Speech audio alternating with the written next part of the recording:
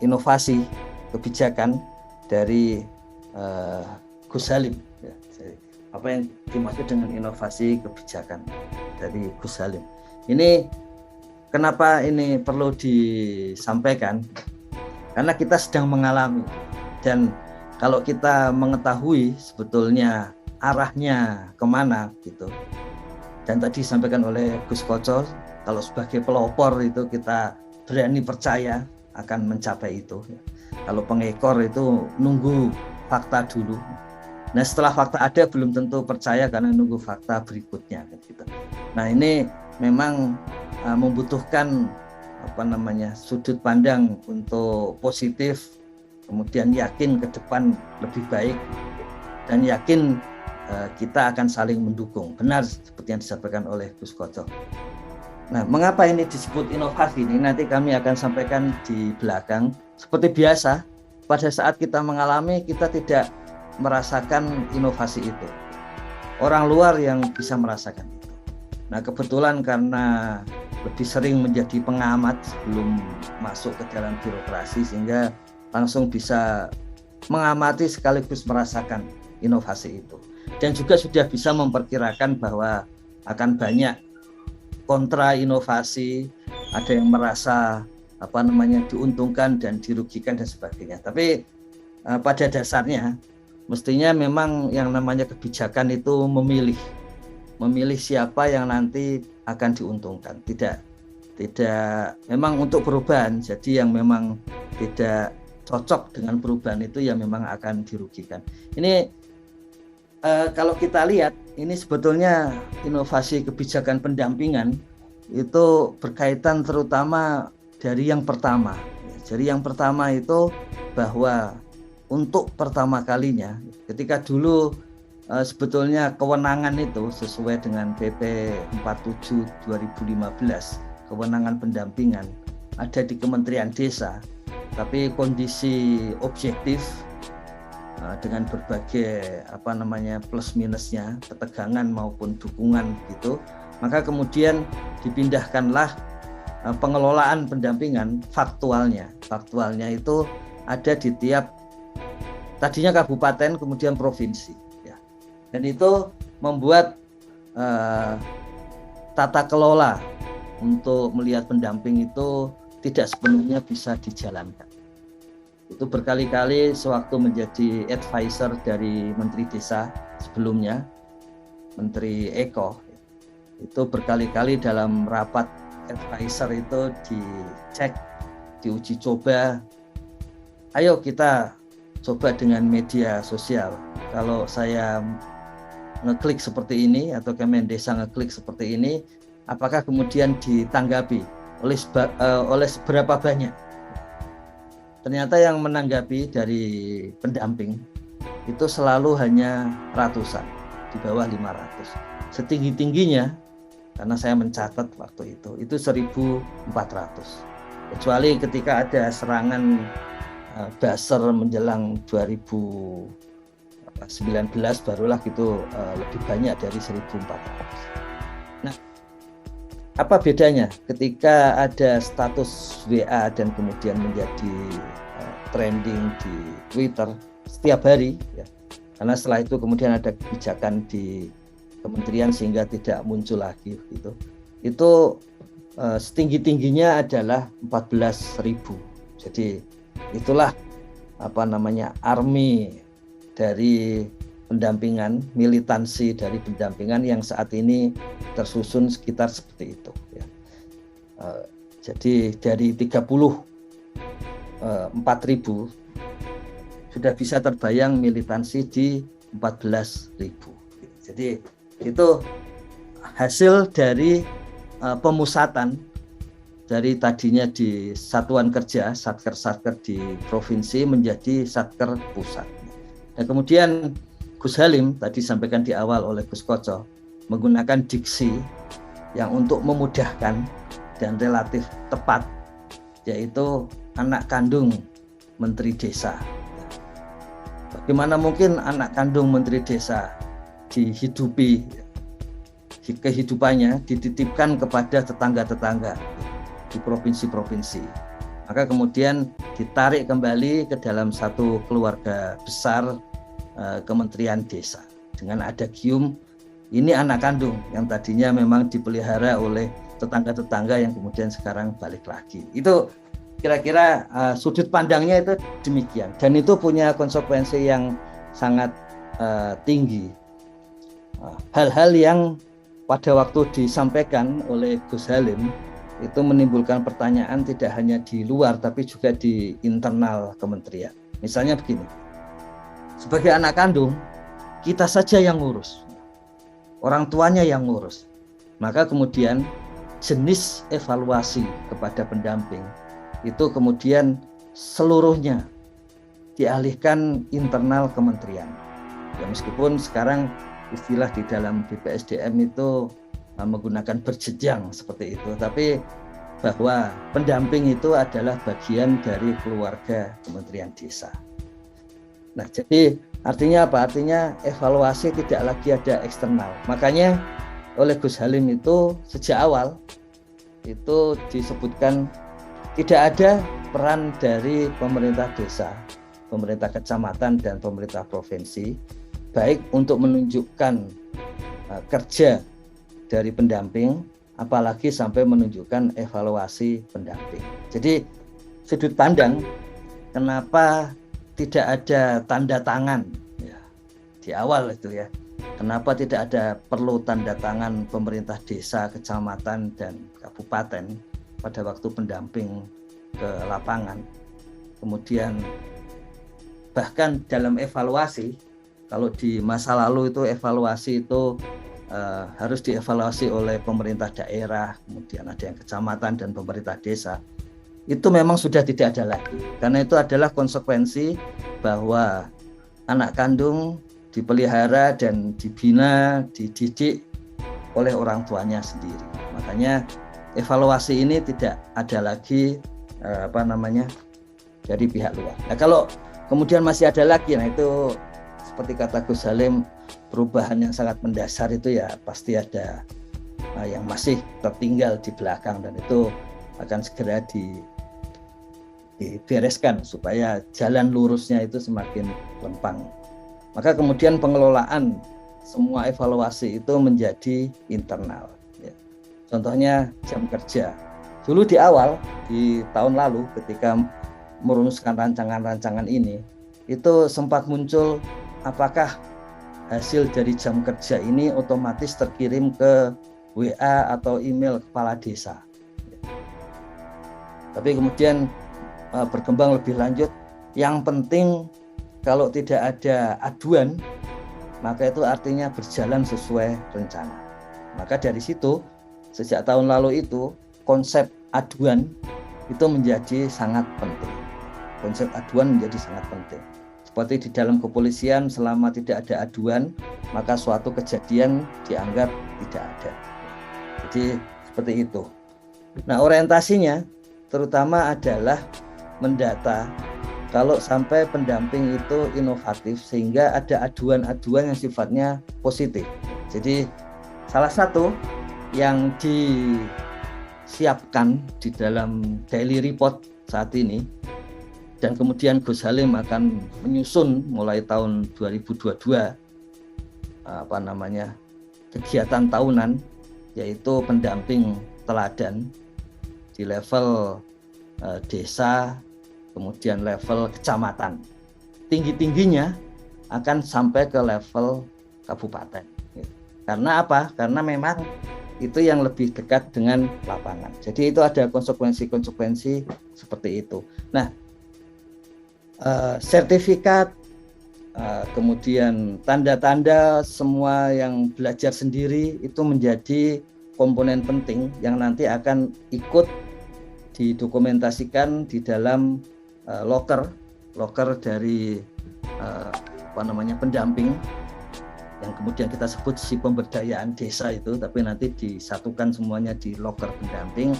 Kemudian di dalam DRP juga selalu diminta untuk ditunjukkan sebetulnya sudah belajar apa saja. Jadi sertifikat itu bukan sertifikat yang resmi-resmian, tapi untuk menunjukkan sudah bekerja apa saja, itu akan menjadi nilai tambah nanti untuk promosi seperti itu.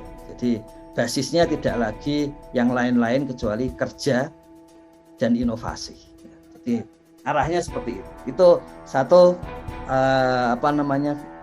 perubahan kebijakan yang menurut saya sangat penting dan menarik gitu. Kemudian dalam etika pendampingan, ini juga aspek yang diubah oleh Gus Halim. Misalnya disadari bahwa saat ini yang pasti, yang fix, yang pasti bisa dilakukan pendamping adalah melaporkan. Jadi karena itu, dan itu sesuai dengan wewenang di pendamping di Kementerian Desa. Makanya jangan sampai salah paham kenapa kok isinya banyak laporan, karena yakin itu adalah yang bisa dilakukan pendamping. Jadi waktu kemarin ada yang selalu menyatakan, wah ini gimana pendamping harus bisa menangani hukum di desa, menangani itu. Ya, nanti setelah dilatih. Tapi sebelum ada pelatihan, mengharapkan pendamping bisa ini itu dan sebagainya, itu kalau dalam bahasa agama ya dolim gitu ya. Jadi makanya menggunakan bahwa yang pasti bisa, yang sudah teruji dan sudah dihargai oleh pihak lain adalah laporan pendamping. Makanya di dalam etika itu informasi itu masuk di dalamnya. Di dalam etika informasi masuk di dalam. Ini perlu hati-hati ini, karena sampai tadi malam misalnya pengisian Monef dana desa itu masih ada yang tidak masuk akal. Ya, misalnya penerima BLT sekian juta di satu desa gitu, itu kan pasti nggak masuk akal. Kemudian padat karya tunai desa sampai 1,2 juta, itu kan nggak masuk akal di satu desa. Jadi jangan sampai salah lagi mengisi data. Dan kalau ada kesalahan karena bukan dari kita tapi dari pihak lain, karena model Monef DD itu mengasumsikan kerjasama antar pendamping. Jadi kalau pendamping lain itu melakukan pengkhianatan dengan mengobrak-abrik data, segera dilaporkan aduan tadi ya, karena itu penting. Dan sekarang seluruh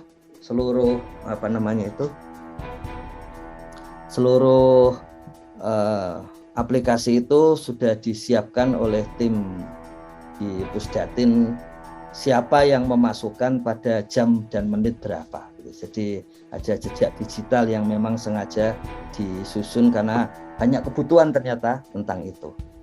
Kemudian pekerjaan, disadari bahwa terutama di lapangan itu disadari banyak hal yang dilakukan itu di level desa, kemudian kecamatan, terutama yang dua itu, plus koordinasi paling banyak di kabupaten. Makanya di sini dirasakan apakah cocok dengan honornya. Makanya kemudian di dalam etika, di dalam keputusan Menteri Desa 40 2021 itu Gus Halim memutuskan kalau tidak dibayar dengan APBDes, APBD dan APBN, maka pekerjaan sambilan itu bisa dilakukan pendamping. Jadi tetap bagaimana kalau pendamping jadinya nggak kerja? Ya kalau nggak kerja kan pasti evaluasinya buruk. Kalau nggak kerja untuk pendampingan kan pastinya DRP-nya, daily report pendampingnya juga akan kurang waktu kerjanya. Tapi itu daily report-nya penuh. Berarti dia menipu. Ya kalau menipu harus diadukan. Sehingga kemudian akan menjadi persoalan etika. Dan persoalan etika beda dengan persoalan kinerja.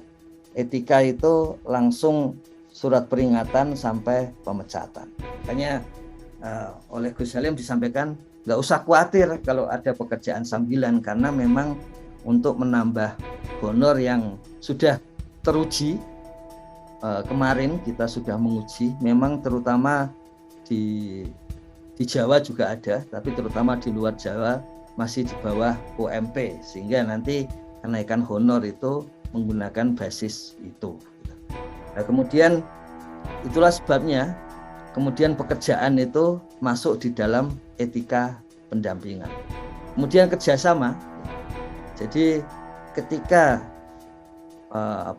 pengetahuan, keterampilan yang pokok dari pendamping itu melaporkan, bagaimana dengan kebutuhan desa? Kalau desanya butuh misalnya menyusun infrastruktur, bagaimana kalau desanya butuh untuk menyusun laporan pajak dan sebagainya?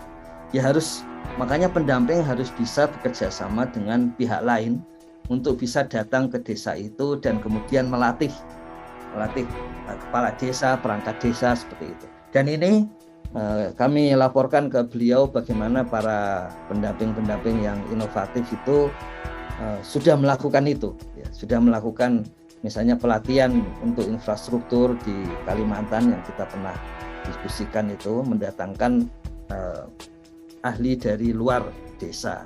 Kemudian di Lumajang waktu itu untuk laporan keuangan desa, maka ada dari pemerintah kabupaten dan sebagainya. Jadi memang informasi, pekerjaan dan kerjasama itu sengaja dimasukkan Gus Halim ke dalam etika pendampingan. Jadi kalau kita nggak menyadari ini, maka nggak menyadari inovasi yang muncul gitu ya. Kemudian yang sangat penting itu adalah pendampingan berbasis wilayah. Jadi Gus Halim melihat bahwa salah satu cara ya, yang paling cocok untuk desa dan kemudian kecamatan ya, antar desa itu adalah basis wilayah gitu. Karena dengan basis wilayah itu mau tidak mau kita harus selalu datang ke wilayah atau berkomunikasi dengan warga di wilayah tersebut gitu. Intinya pendampingan berbasis wilayah itu mengharuskan kita bekerja. Kalau kita tidak bekerja, pasti wilayah kita berantakan. Gitu. Jadi makanya pendampingan itu kemudian berbasis wilayah yang mau tidak mau membuat kita harus berhubungan dengan pihak-pihak di wilayah itu dan hubungannya harus intensif. Mengapa? Karena nanti orientasi wilayah ini digunakan sejak dari pelatihan. Jadi Gus Halim merancang pelatihan untuk pendamping yang wilayahnya kepulauan misalnya, dan ada kebutuhan tentang perikanan misalnya. Maka ya pelatihan pendampingnya harus khusus itu. Sementara pendamping yang wilayahnya lebih banyak wisata, maka pelatihan pendamping juga khusus lebih banyak ke arah wisata seperti itu. Jadi memang basisnya wilayah dan kita sudah belajar, sudah mendialogkan tentang konsekuensi pendampingan dan pembangunan berbasis wilayah itu perlu data yang detail dan kemudian berbeda-beda untuk tiap wilayah atau sering disebut asimetris seperti itu. Makanya kemudian tugas pendampingan itu kemudian dibagi menurut wilayah. Jadi pendamping di pusat dibagi menurut wilayah, pendamping provinsi demikian dan sebagainya. Kemudian hubungannya itu sudah dipastikan di dalam Permendes 19 2020 bahwa itu bukan supervisor dan buruhnya begitu, tapi mentoring dan menti ya. Jadi ini adalah konsep saling belajar dan cocok menjadi mentor kalau sudah berpengalaman, lebih bijak, kemudian pengetahuan lebih banyak, punya strategi, lebih kreatif dan sebagainya. Itu cocok menjadi mentor. Kalau belum ya harus menyadari untuk menjadi menti. Jadi polanya seperti itu, pola edukasi seperti itu. Kemudian di situ sudah jelas perlu mengetahui banyak hal. Ini kata-kata kuncinya itu mengetahui. Belum tentu terampil, tapi mengetahui. Yang harus terampil itu adalah kerjasama dengan banyak pihak. Kemudian wilayahnya diutamakan desa, kecamatan, dan kabupaten. Mengapa itu diutamakan? Pada tahun lalu itu kita melihat apa sih urusan di level desa, urusan di level kecamatan, urusan di level kabupaten, urusan di provinsi, dan urusan di pusat. Gitu. Jadi dibeberkan bagian terakhir dari Undang-Undang Desa tentang pembinaan, Binwas, pembinaan dan pengawasan. Di situ terlihat bahwa urusan yang paling banyak itu adalah di desa, kecamatan, dan kabupaten. Urusan di provinsi menyusut, urusan di pusat banyak, tapi sudah terbagi menurut unit kerja yang ada di kementerian. Gus Halim menyampaikan bahwa peran ASN harus semakin aktif gitu, karena itu adalah kerja-kerja harian birokrasi. Jadi karena itu kemudian memang basisnya itu adalah terutama desa, kecamatan, dan kabupaten. Tahun depan ini kenapa kita perlu membicarakan evaluasi kinerja? Ini adalah salah satu ide inovasi dari Gus Halim dan Kementerian Desa yang saat ini terwujud dan punya dampak luas. Itu makanya kita perlu diskusikan. Kemudian ke depan, ketika wilayah diutamakan desa, kecamatan, dan kabupaten, kita akan mendapati satu inovasi yang terwujud lagi, yaitu rapat koordinasi diturunkan dari yang biasanya provinsi menjadi kabupaten. Mungkin di tahun depan beberapa kabupaten yang berdekatan itu disatukan begitu, karena ada perubahan yang sangat mendasar itu, terutama kemudian punya konsekuensi berapa penyaluran anggarannya. Jadi kalau itu menyulitkan, maka sementara digabung, tapi 2023 pasti sudah masing-masing kabupaten. Jadi levelnya turun ke kabupaten. Kemudian yang utama mencatat kejadian lapangan. Jangan dikira bahwa mencatat itu hal yang tidak berguna. Justru dengan data yang ada dari lapangan, maka kemudian bisa mengambil keputusan baik di level desa, kecamatan, kabupaten, dan provinsi serta pusat. Jadi saya kira itu salah satu cerdiknya Gus Halim, membuat pendamping mudah melakukan pekerjaan karena basisnya adalah melaporkan, tapi hasil dari laporan itu adalah data. Dan kemudian data itu sekarang sudah sangat mudah, sangat canggih untuk dibuat menjadi rekomendasi bagi kebijakan Pak Camat, kemudian Bupati, Dinas PMD, di provinsi juga, dan sampai ke pusat. Jadi kelihatannya sederhana melaporkan, tapi efeknya itu adalah kebijakan sampai nasional. Dan itulah yang sudah dilakukan di Kementerian Desa. Kemudian peningkatan kapasitas dan honor. Ini istilah Gus Halim, memang kapasitas itu harus naik apapun yang terjadi. Intinya diukur dengan apapun, kapasitas pendamping harus naik gitu. Makanya dibuat di dalam Permendes 19 2020 itu adalah peningkatan kapasitas mandiri. Kalau ada kalau ada sertifikatnya, meskipun elektronik, jangan lupa disimpan, taruh di si pemberdayaan, karena nanti suatu saat ketika promosi, kemudian ketika untuk pendamping inovatif yang seperti itu akan dibutuhkan. Termasuk kalau tidak ada sertifikat, tapi misalnya ikut di dalam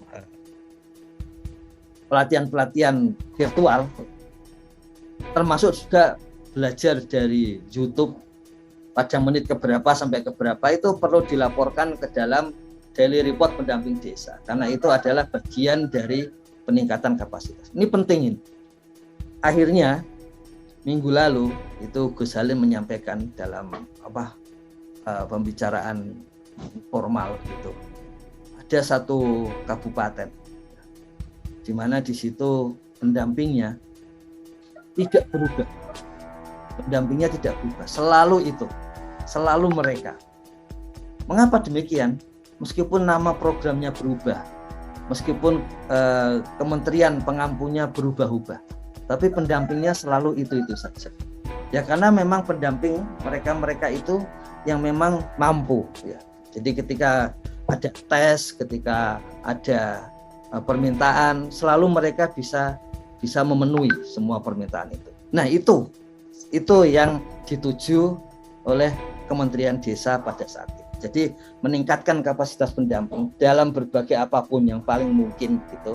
Sehingga nanti diukur dengan ukuran apapun, pendamping itu memang berkapasitas. Kemudian tentang honor, ada perbedaan antara jenis jenis penghonoran pendamping lokal desa dan pendamping desa dengan tenaga ahli di kabupaten, provinsi, dan pusat. Jadi mengapa namanya tenaga ahli? Karena memang itu basis penghonorannya adalah konsultan. Nah, konsultansi itu punya rate, punya daftar honor itu sampai 20-an juta lebih. Bahkan kalau basisnya sesuai dengan konsultansi yang punya sertifikat yang diakui nasional, itu bisa sampai 40 jutaan lebih. Nah, khusus pendamping lokal desa dan pendamping desa itu basisnya adalah surat keputusan dari Kementerian Keuangan dan kemudian Kementerian Desa. Itu yang membedakan. Dan itulah yang membuat saat ini misalnya ini Kementerian Desa sudah sampai kepada surat untuk peningkatan honor bagi pendamping lokal desa itu, dan basisnya itu sudah dinaikkan karena basisnya beda. Kalau basis konsultan itu sudah ada tadi, dan makanya namanya TA itu belum sampai ke taraf honor tertinggi, jadi tidak perlu ada tambahan kebijakan khusus PLD dan PD karena basisnya ada keputusan khusus Kementerian Keuangan dan Kementerian Desa. Maka ini harus diperbaiki, dan itu satu hal yang saya kira begitu menyangkut hal ini Gus Salim menyampaikan secara tegas dengan seluruh upaya harus jadi. Jadi makanya nanti tahun depan, ya pastinya keputusannya akhir tahun ini ya, tapi pelaksanaan tahun depan itu juga inovasi mengenai bagaimana honor bisa dinaikkan setelah nggak naik dari 2015 itu bisa berjalan, karena kemudian dengan cerdik juga diketahui oh masalahnya itu, kemudian diatasi. Kemudian yang menarik lagi adalah jenjang karir. Jadi tidak ada yang menduga misalnya bahwa yang namanya promosi itu harus hanya kalau promosi dari PLD sampai ke pusat, tapi rekrutmen itu diputuskan hanya PLD. Jadi tahun lalu ketika ada susunan jenjang pendampingan di dalam Permendes 19 2020 itu belum terbayang bagaimana kita mematerialkan, mengimplementasikan penjenjangan karir di dalam pendampingan. Tapi sekarang sudah sangat jelas tentang hal itu. Nanti kita diskusikan lebih lanjut. Kemudian komunikasinya berbasis telematika. Jadi basis telematika ini mau tidak mau punya konsekuensi logis, yaitu dari pusat langsung menghubungi bisa sampai ke masing-masing pendamping. Jadi tidak lagi jenjang berjenjang, tapi masing-masing pendamping. Dan memang istilah berjenjang masih digunakan supaya model adaptasi menuju komunikasi berbasis telematik. Masih ingat bahwa satu tugas kami yang saat ini belum terwujud dalam proses oleh tim teknis adalah bagaimana menteri langsung berkomunikasi dengan pendamping satu persatu, dan pendamping langsung berkomunikasi dengan menteri satu persatu. Jadi ada jenis aduan khusus bagi para pendamping yang bisa langsung mengadukan kepada menteri desa. Ini satu, kalau bagi beliau istilahnya itu kan biasa, yang namanya sudah berbasis internet ya semuanya bisa langsung gitu. Tapi ini satu inovasi yang sangat penting di dalam konsep komunikasi pendampingan berbasis telematika. Ini beberapa inovasi pendampingan yang perlu kita sadari gitu, sehingga ketika kita melangkah kita menyadari arahnya akan ke sana.